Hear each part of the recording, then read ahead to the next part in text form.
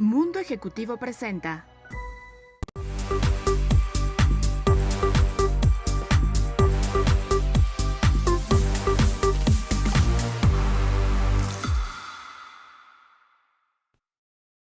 Hola amigos, bienvenidos una vez más a un programa más de 18 minutos de innovación, liderazgo, transformación digital, economía, en fin, los temas más necesarios en estas épocas.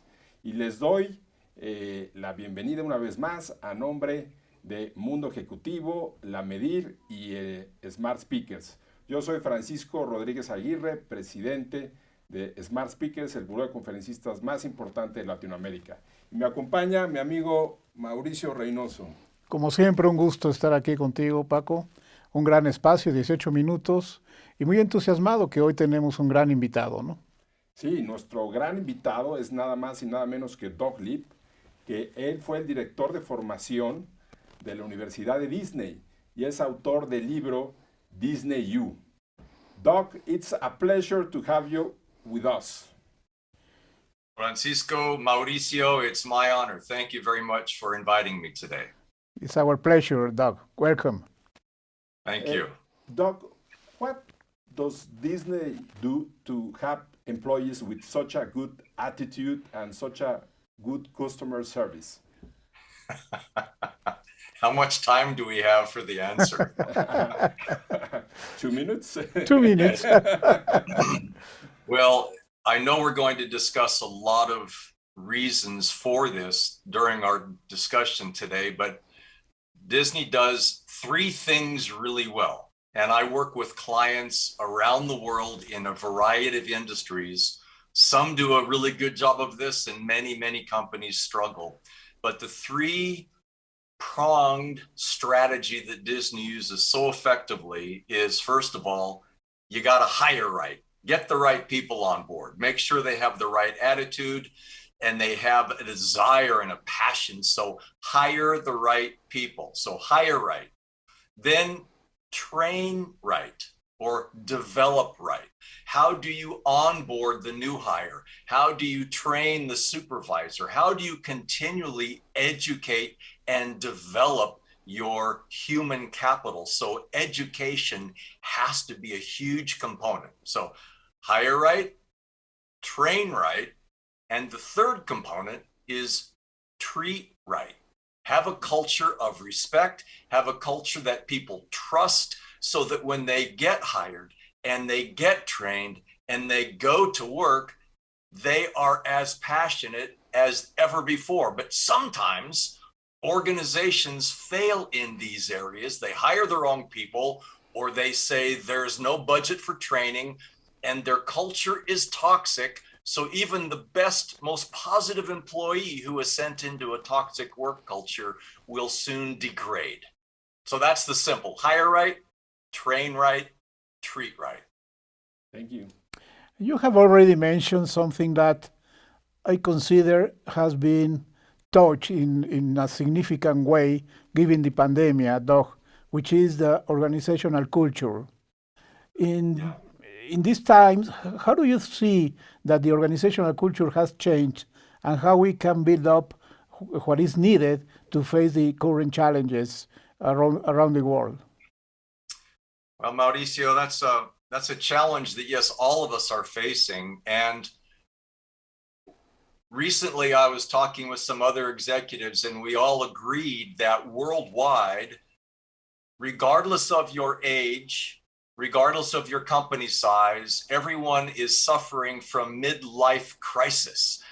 Midlife crisis meaning I'm going to change my life, I'm going to live my values, I'm going to do things that matter to me.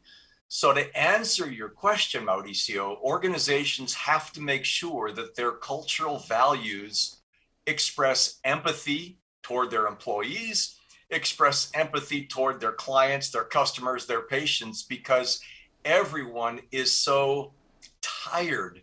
They really gravitate towards an organization, a store, a business that is technically proficient, yes, and they add that empathetic component of really caring about their employees and their customers. And I would think that post-COVID, that empathetic, caring, trusting environment is going to help organizations differentiate from their competition. Great. What is the best way to choose the values of an organization, Doug? Well, Francisco, that's an interesting question, and let me answer a little bit differently. I see a lot of organizations that spend a lot of time and energy and money creating values, and they might be really good values, but where there are so many problems is leadership, ownership, executives, managers are not living and breathing those values every single day. So I would rephrase that by saying, choose the values that reflect your company, choose the values that your employees embrace, choose the values that your clients and your customers embrace. But most importantly is once you have chosen the values and you've written your mission statements and your vision statements, make sure that your leaders and owners and supervisors are a living example of those values. I'll give you an example. Walt Disney said before Disneyland ever opened, I want our parks to be so clean that people feel comfortable eating food from the street. Well, of course, he wasn't expecting people to eat from the street, but when Walt Disney walked through Disneyland, going to or from meetings or simply enjoying the park, he would always pick up trash that he found on the ground. So he was a living example of that value of cleanliness. So again, your values are your choice, but make sure you live them and breathe them and you're consistent and sincere with those values. And I think that's a critical point, Doug. If we talk about how the people live the values of the company, could you tell us more about the role of the leader? Because I am convinced that the leader is to model the forms, to really be the role model for the collaborators to follow what is characteristic in their organizations. What do you think about this, the leadership responsibility on this? Yes, I agree completely. And leaders are always being watched, and employees and vendors and customers will believe a leader's actions more than his or her words. So I'll give you a specific example of leadership living the value. I was doing a job for a huge store that sells all kinds of products. And I was walking through this store with one of their executives, and I asked him a question about a product. He didn't have the answer. And I said, well, why don't you take out your phone and Google it and let me know? And he said, no phones are allowed in the store for employees. All employees have to put their phones in a special locker in the break room. And he said, think about it, Doug, if I took out my phone right now as the leader of this company, that would completely undermine our value of no phones on the floor, no phones in the store, because that would take away from connectivity with our customers. So he said to me, Doug, you're not an employee, so why don't you take out your phone and you Google it? And interestingly, Mauricio, this store that I worked for is nationwide in the United States, and that value is so strong about no phones in the store that they are tremendously successful having great conversations with customers, and they don't have the problem of their employees' faces buried in their phones all the time because their phones are in the break room. Very valuable concept. Doc, what was the moment more difficult in your career? How did you feel, and how do you deal with it? Well, Francisco, I would say it's when I decided to leave Disney.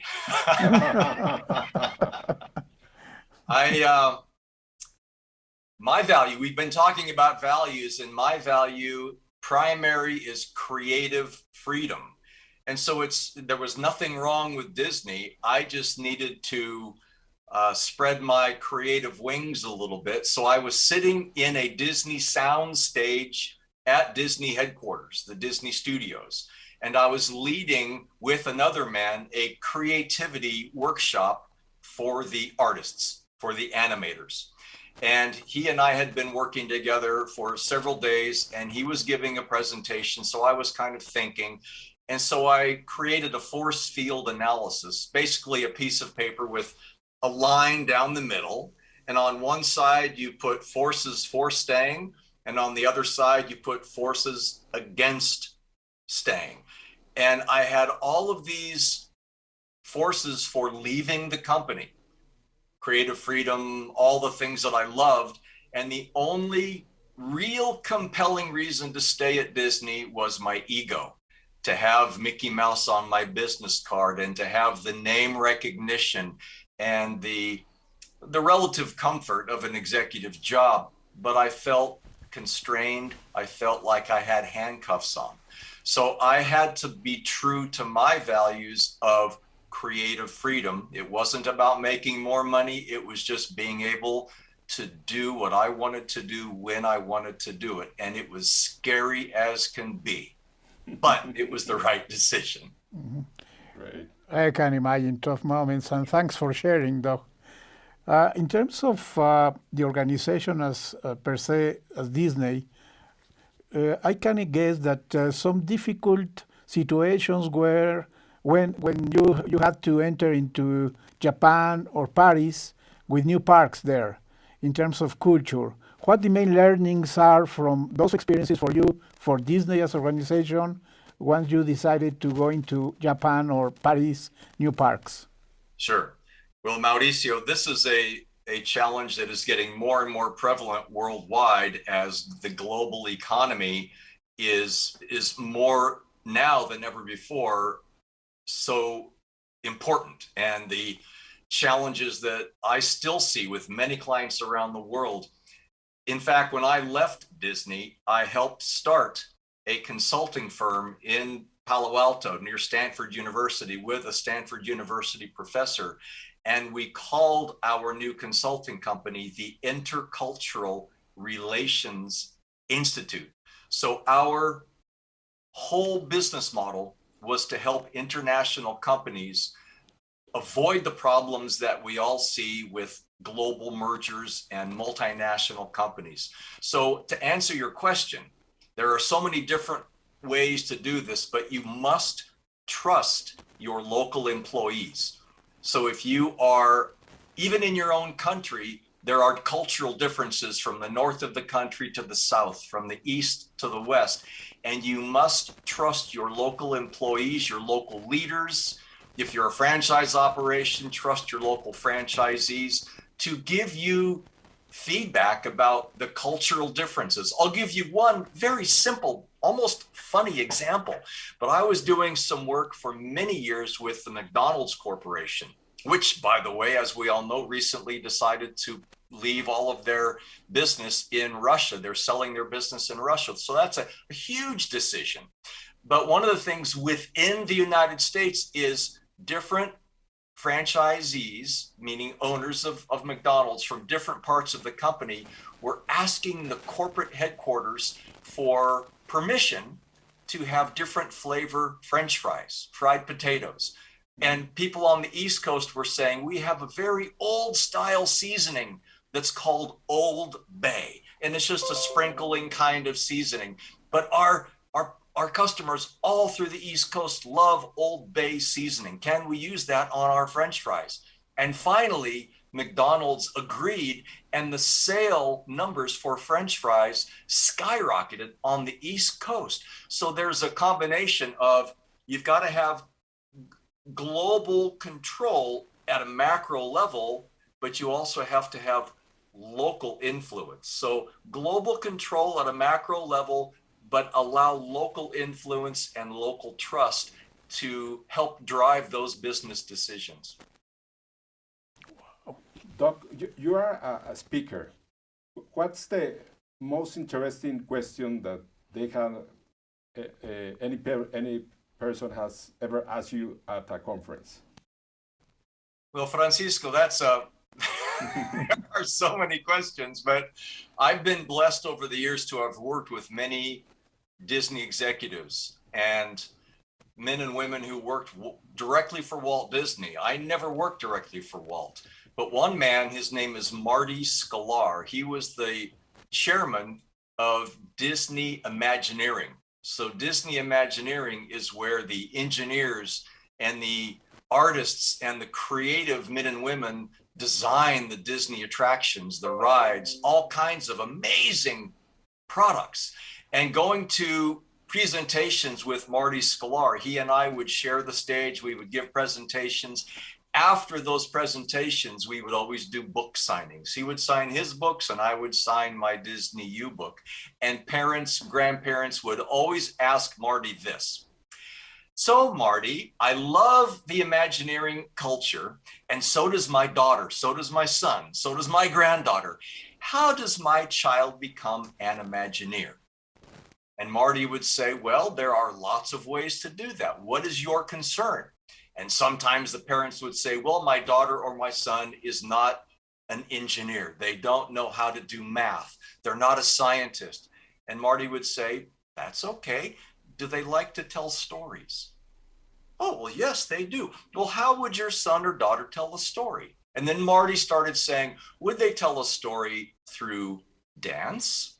Would they tell a story via a musical instrument, via singing? So how many ways can you tell a story? And that's what we do in Imagineering is we have thousands of people who are great storytellers, but they tell stories sometimes in dramatically different ways. So as long as you have passion and you like to tell stories, you could be an Imagineer, and so could your grandson or your child. And you could see the facial expression would go, because now they saw there was potential for their child or their grandchild to become an Imagineer. Absolutely, yeah. Well, Doug, the time has ended. Thank you very much for being with us, with all your knowledge. Y muchas gracias, amigos, por acompañarnos en una edición más de 18 minutos con el gran invitado que tuvimos el día de hoy, Doug Lipp, exdirector de formación de la Universidad de Disney. A nombre de la Amedirh, a nombre de Mundo Ejecutivo y a nombre de Smart Speakers, el Buró de Conferencistas, les damos las gracias por acompañarnos una vez más. Hasta luego. Thank you very much. Bye, bye. Thank